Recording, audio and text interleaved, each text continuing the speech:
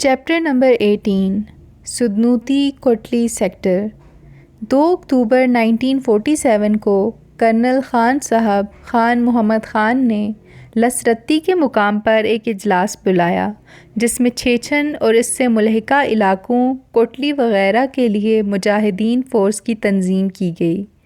اس اجلاس میں لوئر سدنوتی اور کوٹلی کے ملحقہ علاقوں کے سابقہ صوبیداروں اور فوجیوں نے شرکت کی، جن میں کوہالہ کے صوبیدار میجر بعد ازاں کپتان محمد حسین خان، صوبیدار بعد ازاں کپتان نندی چھن کے محمد اسماعیل خان، چھیچن کے صوبیدار شان خان OBI، صوبیدار بعد ازاں کپتان چھیچن کے برہان علی خان، نائب صوبیدار بعد ازاں لیفٹیننٹ بوستان خان، نندی چھنی کے نائب صوبیدار جلال خان اور نائب صوبیدار عبداللہ خان نے شرکت کی۔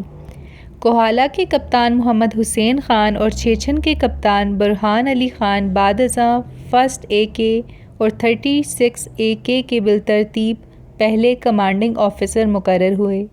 اس اجلاس میں جموں و کشمیر ڈوگرا فوجیوں کے خلاف مسلح حملے شروع کرنے کا فیصلہ کیا گیا۔ 7 اور 9 اکتوبر کے درمیان پلندری میں مجاہدین آزادی کے مختلف گروپ تشکیل دیے گئے۔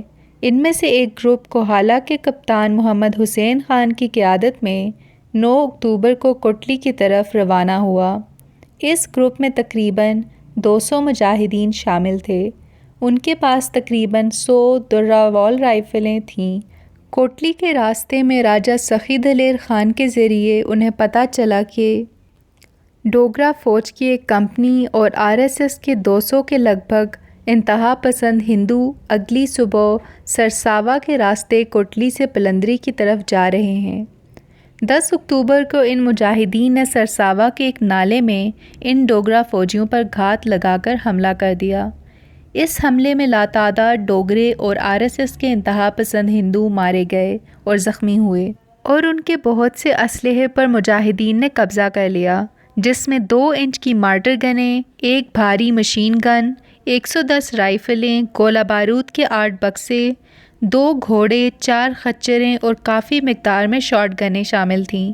اس گھاتی حملے میں راجہ سخی دلیر منگریال سے نہایت جرأت مندانہ اور حب الوطنی کا مظاہرہ کرتے ہوئے اپنے دادا کے کزن گنگناڑا کے ذیلدار سیف علی کو اپنی گولی کا نشانہ بنا کر ہلاک کیا۔ ذیلدار سیف علی ڈوگروں کا ایجنٹ تھا۔ وہ اپنے گھوڑے پر سوار ڈوگروں کی اس کمپنی کی رہنمائی کر رہا تھا، جس نے اگلے دن پلندری پہنچ کر لوٹ کھسوٹ، پکڑ دھکڑ اور قتل و غارت کا بازار گرم کرنا تھا۔ رات کا وقت تھا۔ ڈوگرا کمپنی لیفٹیننٹ اشری سنگھ کی قیادت اور ذیلدار سیف علی کی رہنمائی میں بڑی رنگڑ نالہ کو عبور کر رہے تھے کہ راجہ سخی دلیر نے سب سے پہلے اپنے رشتہ دار سیف علی کو نشانہ بنایا، اور اس طرح مجاہدین نے ڈوگروں کی پلندری کی طرف پیش قدمی کو تہس نہس کر دیا۔ ڈوگروں نے اگلے دن صبح کا ناشتہ پنجیڑا کے راجہ کریم اللہ کے ہاں کرنا تھا، جو انہیں نصیب نہ ہوا۔ اس گھاتی حملے میں کپتان محمد حسین خان، راجہ سخی دلیر خان کے علاوہ ٹاہلیان کے صوبیدار میجر محمد زمان خان، کپتان اور بعد ازاں 16 AK کے پہلے کمانڈنگ آفیسر پلندری کے عبداللہ خان، کاکڑل کے لیفٹیننٹ غلام حسین، پھولیاں پلندری کے نائب صوبیدار مختار خان، نکر کے نائب صوبیدار شیر محمد اور کلاہ کوہالہ کے حوالدار دین محمد خان کے علاوہ کوہالہ، تالاواڑی، ٹاہلیان، سحر اور پلندری کے 20 مجاہدین نے حصہ لیا۔ 12 اکتوبر 1947 کو میجر شبرام سنگھ کی قیادت میں سرساوا پناکھا کے علاقے میں ڈوگروں نے جوابی حملہ کیا، لیکن مجاہدین نے ان کو گھیرے میں لے کر لڑائی میں 13 ڈوگروں کو ہلاک کر دیا اور وہ واپس کوٹلی کی طرف بھاگ گئے۔ مجاہدین نے ایک مشین گن، 12 رائفلوں اور کچھ گولہ بارود پر قبضہ کر لیا۔ سرساوا پناکھا کے گھاتی حملے اور ڈوگروں کے جوابی حملے کی لڑائی میں مجاہدین کے حوالدار سلمان خان، سردار مکھن خان اور سردار نیک محمد خان شہید ہوئے۔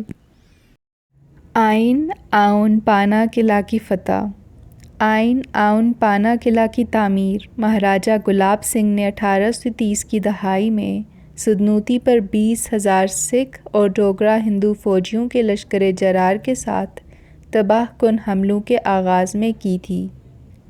اس کے بعد ڈوگروں کے 7 سالہ دور میں اس قلعہ کو ہمیشہ سے مضبوط کیا جاتا رہا اور یہاں پر ڈوگرا فوجی ہمیشہ سے تعینات رہے۔ یہ وہ جگہ ہے جہاں سے بر صغیر پاک و ہند اور سدنوتی کے درمیان آمد و رفت ہوتی تھی۔ زیادہ تر چمڑے کی کھالوں میں ہوا بھر کر شہناؤں کے ذریعے لوگ دریا عبور کرتے تھے۔ آؤن پانا کے قلعہ اور دریا کے کنارے لوگوں کی آمد و رفت کو کنٹرول کرنے کے لیے ڈوگرا شاہی نے اگست کے اوائل میں ہی 2 جموں و کشمیر انفینٹری بٹالین کی ایک کمپنی کو وہاں بھیج دیا۔ اٹکورا سہسا کے صوبیدار سردار عبدالغنی نے آئین پانا کی فتح کی کہانی راکم کو ان الفاظ میں سنائی: دنیا میں بے شمار لوگ گزرے ہیں جنہوں نے تاریخ میں اپنا نام سنہری حروف میں لکھوایا۔ ان کے کارناموں کو دنیا آج بھی یاد کر رہی ہے۔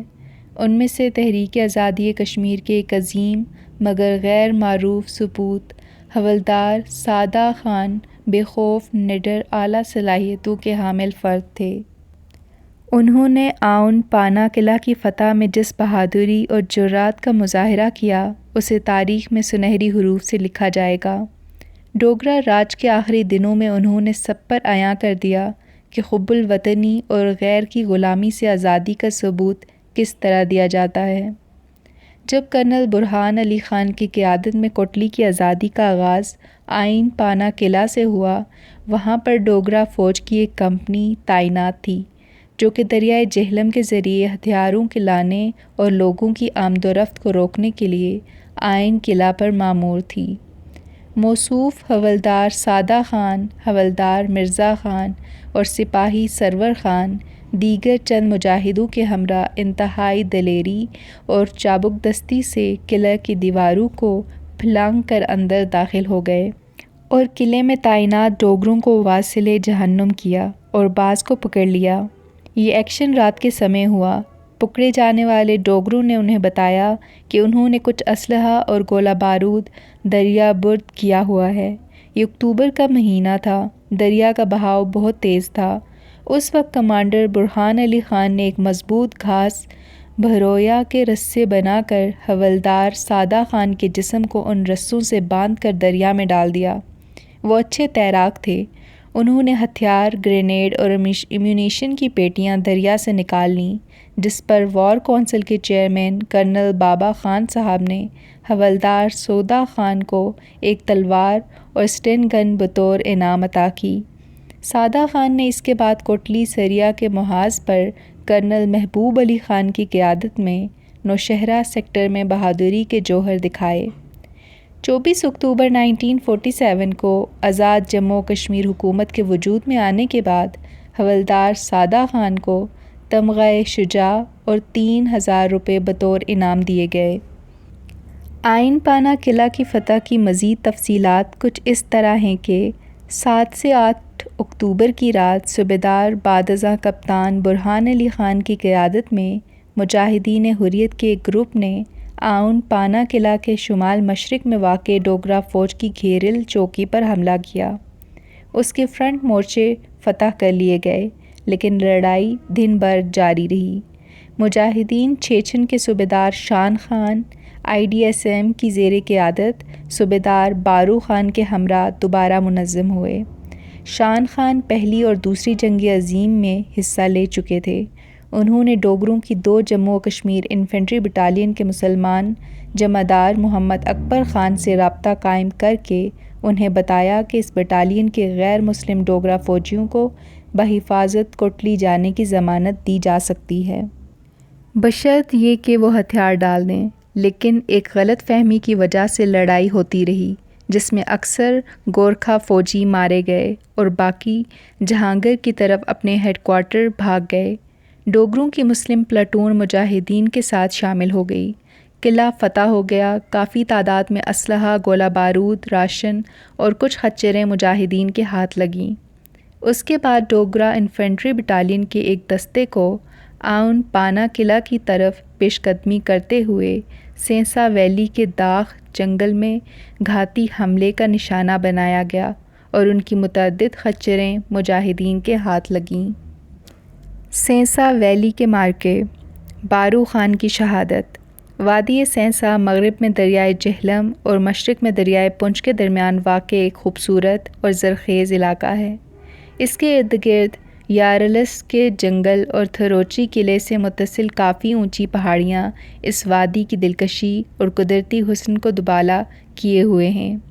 دیارلس مورچے، آؤن قلعے کی فتح اور داغ جنگل میں کامیاب گھاتی حملے کے بعد مجاہدین آزادی صوبیدار بارو خان کی قیادت میں نئے سرے سے منظم ہو کر 10 اکتوبر 1947 کو سینسا ویلی کی جانب روانہ ہوئے۔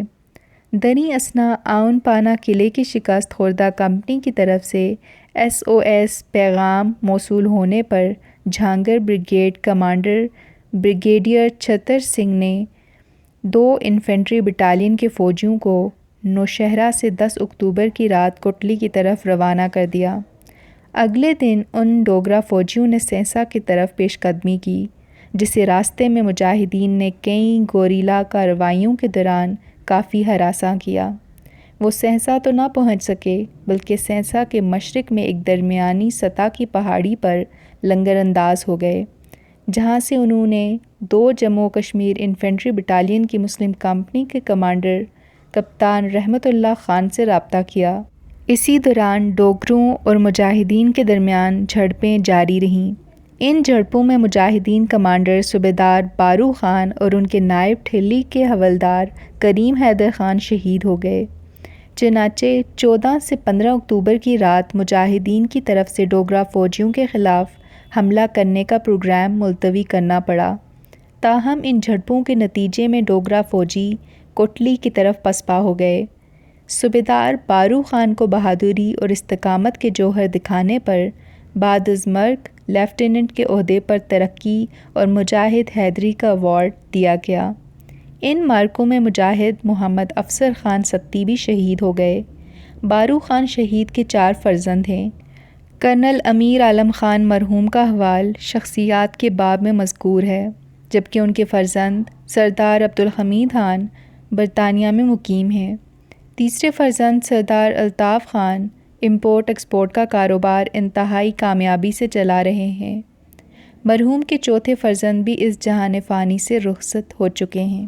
کوہالہ کے کپتان محمد حسین کی کوٹلی میں پہلی سدنوتی بٹالین کی تشکیل۔ ریٹائرڈ صوبیدار میجر بعد ازاں کپتان محمد حسین خان آف کوہالہ بلوچ نے بنیادی طور پر پلندری کے مقام پر 6 اکتوبر 1947 کو اسے عسکری حیثیت میں تشکیل کیا، جس میں کوہالہ، ٹالین، کلا اور تالاواڑی کے مجاہدین نے شمولیت اختیار کی۔ یہ تمام علاقے اس وقت ضلع سدنوتی میں شامل ہیں۔ شروع میں اس بٹالین میں صرف 160 مجاہدین شامل ہوئے، جن کے پاس صرف 60 درہ رائفلیں تھیں۔ کپتان محمد حسین اور راجہ سخی دلیر کی ولولہ انگیز قیادت میں اس بٹالین نے 10 اکتوبر کو سرساوا پیناکھا کے نالے میں ایک کامیاب گھاتی حملے کے دوران ڈوگرا فوج کی ایک کمپنی کو بھاری جانی نقصان پہنچایا۔ اس حملے کی تفصیل گزشتہ باب میں گزر چکی ہے۔ اس حملے کے بعد اس بٹالین نے کوٹلی سیکٹر میں ڈوگرا اور بھارتی فوج کے خلاف قائدانہ کردار ادا کیا، جس کے نتیجے میں 27 نومبر تک کوٹلی کو آزاد کرا لیا گیا۔ 28 نومبر کو کوٹلی میں اسے رسمی طور پر اول سدنوتی بٹالین کا نام دیا گیا۔ وار کونسل کے چیئرمین کرنل خان صاحب بابائے پونچھ خان محمد خان نے 6 اکتوبر 1947 کے دن سے ہی اس کی تشکیل کا حکم نامہ جاری کیا۔ اسی دن پلندری کے مقام پر اس کی تاسیس عمل میں آئی تھی۔ 28 نومبر کو کوٹلی کی فتح کے بعد یہ بٹالین جھانگر نوشہرہ سیکٹر روانہ ہو گئی۔ کوٹلی کے مارکے۔ سرساوا اور سینسا کے مارکوں کے بعد مجاہدین نے کوٹلی کی طرف پیش قدمی شروع کی۔ کوٹلی جموں اور پونچھ کے درمیان سال بھر چلنے والی سڑک پر واقع تھا۔ کوٹلی کے مغرب میں واقع ڈوگرا فوجیوں کی تمام پوسٹوں کو مجاہدین نے پیش قدمی کے دوران روند ڈالا۔ 19 اکتوبر کو ڈوگرا صوبیدار میجر سرن داس کی قیادت میں اسلحہ اور گولہ بارود سے لدی گاڑیوں کی ایک کمپنی کوٹلی میں داخل ہو گئی۔ یہ اسلحہ اور گولہ بارود ہندو انتہا پسند تنظیم RSS کے اہلکاروں کو تقسیم کر دیا گیا، جنہوں نے کوٹلی میں بسنے والے مسلمانوں کو قتل کرنا شروع کر دیا، جس سے بہت سے مسلمانوں کو کوٹلی سے بھاگنا پڑا۔ کوٹلی پر ڈوگرا فوج کی 2 جموں کشمیر انفینٹری بٹالین کا قبضہ تھا، جسے ایک غیر یسرن کمپنی اور تقریباً 3000 RSS کے انتہا پسند ہندوؤں کی مدد حاصل تھی۔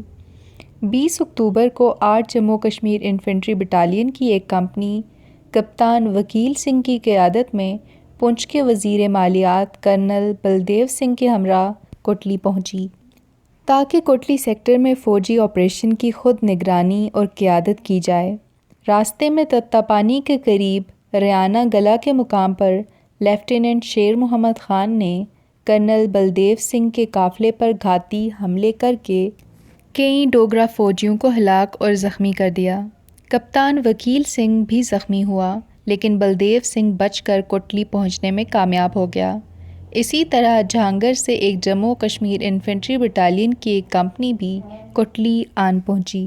20 سے 21 اکتوبر کی رات 2 جموں کشمیر ڈوگرا انفینٹری بٹالین کی C کمپنی کے جمعدار عبدالرشید خان نے اپنی پلاٹون، اسلحہ اور گولہ بارود اور وائرلیس سیٹ سمیت بغاوت کر دی اور مجاہدین آزادی کے ساتھ مل گئے۔ یہ واقعہ بان پل کے علاقے میں کوٹلی سے 3 میل کے فاصلے پر رونما ہوا۔ 22 اکتوبر کو وزیر مالیات کرنل بلدیو سنگھ نے جہانگیر میں قائم Nowshera brigade commander brigadier Chhatar Singh کو صلاح مشوروں کے لیے کوٹلی بلایا۔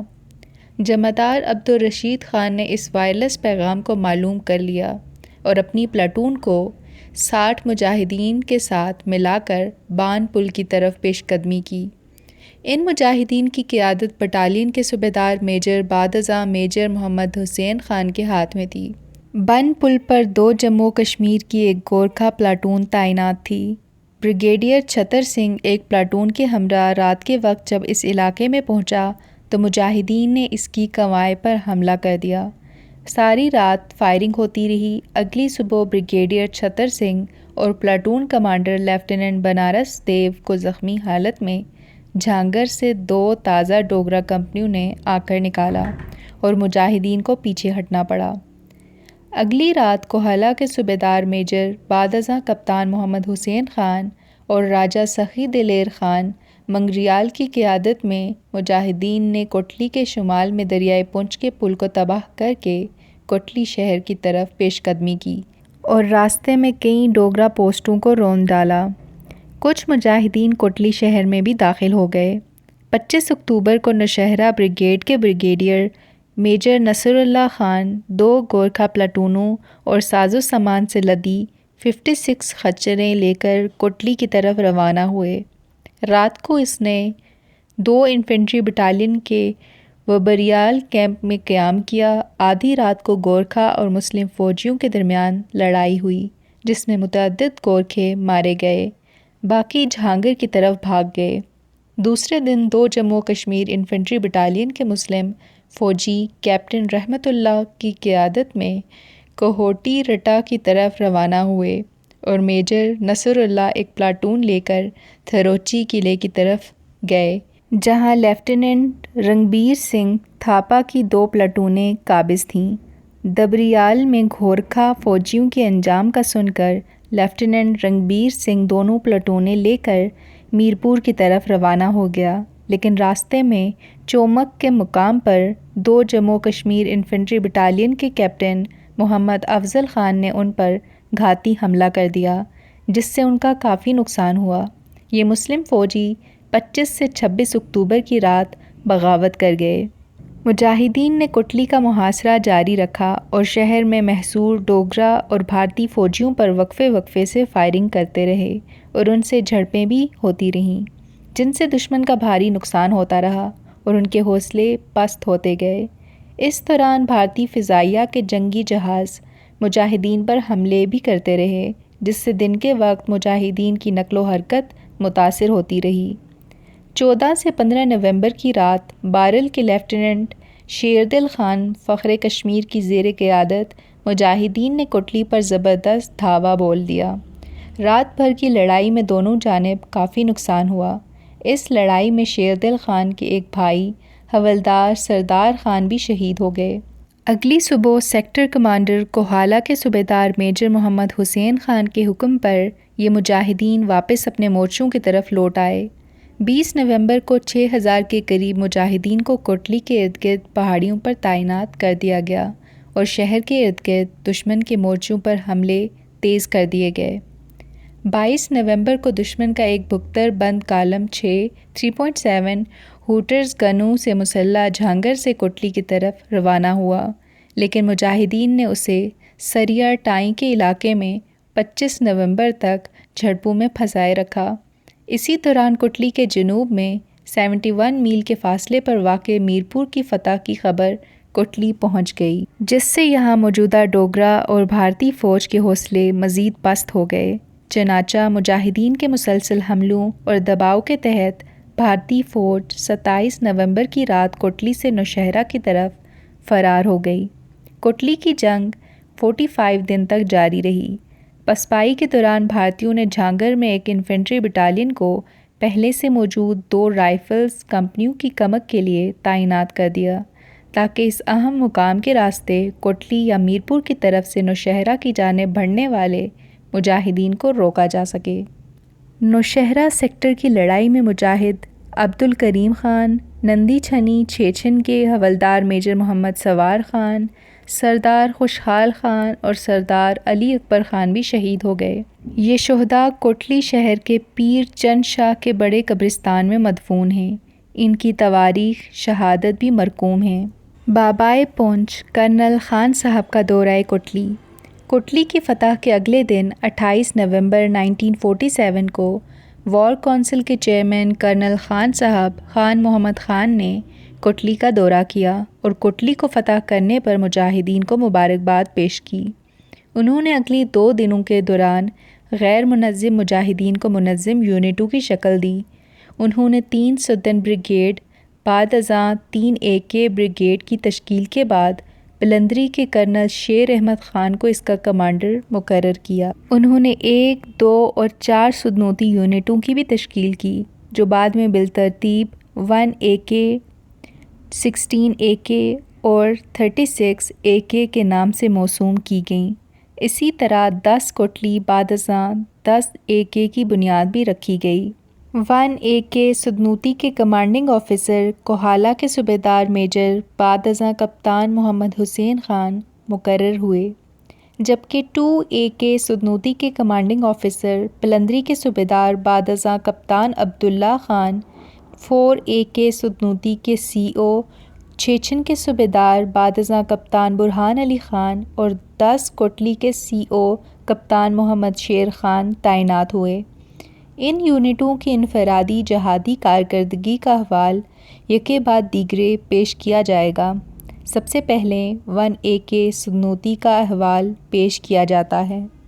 1 AK سدنوتی بعد ازاں 1 AK۔ جیسا کہ سدنوتی کوٹلی سیکٹر کے آغاز میں ذکر ہو چکا کہ بنیادی طور پر کوہالہ کے صوبیدار میجر محمد حسین خان نے 6 اکتوبر 1947 کو بلندری کے مقام پر اس یونٹ کی بنیاد رکھی تھی۔ اس کے فوراً بعد سرساوا پناکھا کے مشہور زمانہ گھاتی حملے اور کوٹلی شہر کے مارکوں کے بعد یہ یونٹ نوشہرہ محاذ کی طرف رواں دواں ہو گئی، جہاں جھانگر پر قبضے کی لڑائی میں اس یونٹ نے باقی یونٹوں کے ساتھ مل کر مربوط حملوں میں اہم کردار ادا کیا۔ جھانگر نوشہرہ کے مغرب میں 12 میل کے فاصلے پر ایک انتہائی اہم مقام ہے، جہاں میرپور، کوٹلی اور نوشہرہ سے آنے والی سڑکیں آپس میں ملتی ہیں۔ یہاں پر ڈوگرا فوج کا جموں و Kashmir tactical brigade head quarter قائم تھا، جہاں سے کوٹلی، میرپور اور راجوری پر ڈوگرا فوج کی کارروائیوں کو کنٹرول کیا جاتا تھا۔ یہاں پر ڈوگرا فوج کی کثیر تعداد، ایک گھیر یسن کمپنی اور ہندو انتہا پسند تنظیم RSS کے ہزاروں افراد تعینات تھے، جبکہ بھارتی فوجیں بھی نوشہرہ اور وہاں سے جھانگھر کی طرف آنا شروع ہو گئی تھیں۔ 18 نومبر 1947 کو ایک بھارتی بریگیڈ نے نوشہرہ سے جھانگھر کے راستے میرپور اور کوٹلی کی طرف پیش قدمی کرنے کی کوششیں کی۔ میرپور کی طرف جانے والی بھارتی فوج کو راستے میں خان آف منگ کرنل خان محمد خان کے مجاہدین نے ایک گھاتی حملے میں تباہ کر دیا، جبکہ دوسرا آدھا حصہ راستے میں مجاہدین کے ہاتھوں کافی نقصان اٹھانے کے بعد کوٹلی پہنچ تو گیا، لیکن 27 نومبر کو باقی ڈوگرا فوجیوں کے ہمراہ اسے راہ فرار اختیار کرنا پڑی۔ جھانگھر کی فتح۔ ایک مرکزی مواصلاتی مقام کی بنا پر جھانگھر میں دشمن نے کثیر تعداد میں گولہ بارود اور دیگر ساز و سامان جمع کر رکھا تھا۔ 30 نومبر 1947 کو میرپور کی طرف سے colonel Khan Muhammad Khan, Khan of Mang, major Muhammad Afzal Khan اور کپتان محمد اعظم خان کی زیر قیادت مجاہدین نے جھانگھر کی طرف پیش قدمی کرتے ہوئے بھید کے مقام پر پوزیشنیں سنبھال لیں، جبکہ کپتان محمد حسین خان آف کوہالہ کی قیادت میں 1 سدنوتی کوٹلی سے پیش قدمی کرتے ہوئے سیری ویلی پہنچ گئی اور کپتان محمود خان کی 10 کوٹلی بٹالین نے نارا کوٹ وادی کی طرف سے جھانگھر کی جانب پیش رفت کی اور اس طرح جھانگھر گھیر یسرن کو چاروں اطراف سے گھیرے میں لے لیا۔ 3 دسمبر 1947 کو ایک بھارتی انفینٹری بٹالین نے کپتان محمود خان کی 10 کوٹلی کے زیر کنٹرول علاقے پر حملہ کر دیا، جس سے اس بٹالین کو پیچھے ہٹنا پڑا، لیکن اسی دن کپتان محمد حسین کی 1 سدنوتی اور 10 کوٹلی کے مربوط جوابی حملے میں دشمن کافی جانی نقصان اٹھانے کے بعد پسپا ہو گیا۔ 10 دسمبر 1947 کو مجاہدین نے جھانگھر پر پہلا حملہ کیا، لیکن وہ اسے فتح کرنے میں کامیاب نہیں ہو سکے۔ اس لڑائی میں میجر محمد افضل خان اور دھیر لشکر کے چند مجاہدین شہید ہو گئے۔ اس دوران نوشہرہ کی طرف سے بھارت نے مزید فوج اور اس زمانے کے حساب سے جدید اسلحہ جھانگھر گھیر یسرن بھیجنا شروع کر دیا اور 19 دسمبر تک جھانگھر کے گرد و نواح میں اپنی گرفت مضبوط کر لی۔ 20 دسمبر کو مجاہدین کمانڈروں نے جھانگھر پر مربوط حتمی حملے کے لیے ایک اجلاس طلب کیا، جس میں درج ذیل منصوبے کے تحت 24 دسمبر کو صبح سویرے اس اہم فوجی مرکز پر دھاوا بولنے کا فیصلہ کیا گیا۔ الف نئے پلان کے مطابق دھیر، ہزارہ اور یوسف زئی لشکر کپتان شاہ تمروز اور کپتان اعظم خان کی اعظم بٹالین کے تقریباً 200 مجاہد مٹلاسی، مکری اور بوہانی چوٹی کو 2 اطراف سے سر کریں گے۔ بے کپتان محمد حسین خان کی قیادت میں 1 سدنوتی بٹالین 1 AK اور کپتان برہان علی خان کی 4 سدنوتی یعنی 36 AK کی مدد سے منگیال گلہ کی طرف سے جھانگھر پر یلغار کرے گی اور بیک وقت تھڑتھل، لاروکا اور درکوتی پر ڈوگروں اور بھارتیوں کا صفایا کرے گی۔ جیم کپتان محمود خان کی 10 کوٹلی سریا پہاڑی کو سر کرتے ہوئے ہوائی اڈے کے علاقے کو کنٹرول کرے گی۔ دال کرنل خان محمد خان یعنی خان آف منگ کی قیادت میں مجاہدین نوشہرہ سے 3 میل مغرب میں دشمن کے مواصلاتی نظام کو تباہ کرتے ہوئے جھانگھر سے بھاگنے والے بھارتیوں پر کلسیاں کے نزدیک نکا کے مقام پر گھاتی حملہ کریں گے اور انہیں زبردست جانی نقصان پہنچائیں گے۔ اس منصوبے کے مطابق 24 دسمبر کو صبح سویرے جھانگھر پر دھاوا بولا گیا۔ یہ حملہ اس قدر اچانک اور مربوط تھا کہ دشمن اپنا سب کچھ چھوڑ کر بھاگنے پر مجبور کر دیا گیا۔ بہت سے بھارتی مارے گئے اور جو فرار ہوئے انہیں نکا کے مقام پر خان آف منگ نے گھاتی حملے میں تہس نہس کر دیا۔ 25 دسمبر کو کپتان محمد حسین خان کوہالہ کی 1 سدنوتی نے کپتان برہان علی خان چھیچن کی 4 سدنوتی کی مدد سے جھانگھر کو فتح کر لیا اور جھانگھر میں کثیر مال غنیمت کے علاوہ 3 انچ کی 6 مارٹر گنوں، 3 مشین گنوں، 12 ہلکی مشین گنوں، 150 رائفلوں، 10 ٹن گنوں، 10 گھوڑوں، لاتعداد گولہ بارود اور دیگر ساز و سامان کو قبضے میں لے لیا گیا۔ اس اسلحے سے نئی مجاہدین کمپنیوں اور لشکروں کو مسلح کیا گیا۔ جہانگیر کی لڑائی میں 500 بھارتی فوجی مارے گئے، جن میں کرنل گربچن سنگھ اور بھارتی پنجاب بٹالین کے 9 دیگر افسران بھی شامل تھے۔ جہانگیر سے قبضے میں لی گئی دستاویز سے پتہ چلا کہ بھارتیوں نے بھیمبر، کوٹلی اور میرپور پر دوبارہ قبضے کی منصوبہ بندی کی ہوئی تھی۔ جہانگیر کی اس معرکے میں 2 لیفٹیننٹ برہان علی، 2 لیفٹیننٹ محمد کریم، نائب صوبیدار محمد افسر، حوالدار عبداللہ، نائک دوست محمد اور لانس نائک لال خان کو بہادری کے جوہر دکھانے پر جنگی ایوارڈز دیے گئے۔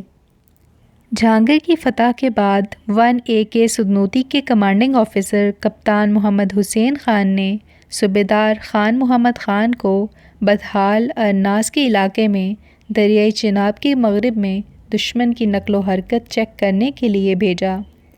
اس پلاٹون نے اچھی کارکردگی کا مظاہرہ کرتے ہوئے وہاں 2 ماہ تک پوزیشن سنبھالے رکھی۔